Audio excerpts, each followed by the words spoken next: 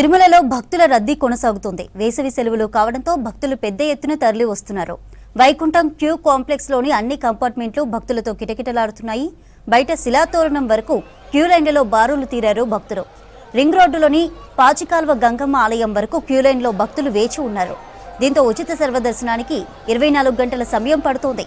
Time slot దర్శనానికి 10 గంటలు, 300 రూపాయల ప్రత్యేక ప్రవేశ దర్శనానికి 8 గంటల సమయం పడుతుంది.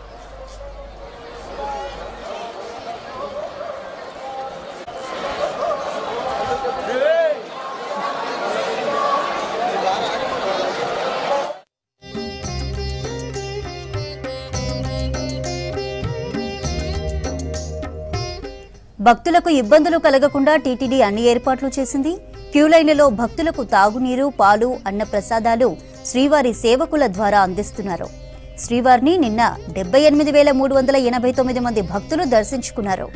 వీరిలో 45,283 మంది భక్తులు తలనీలాలను సమర్పించి మొక్కులు తీర్చుకున్నారు. తిరుమల శ్రీవారి హుండీ ఆదాయం 4,15,00,000 రాగా 4,07,000 లడ్డూలను భక్తులు కొన్నట్టు తెలిపారు టీటీడీ అధికారులు.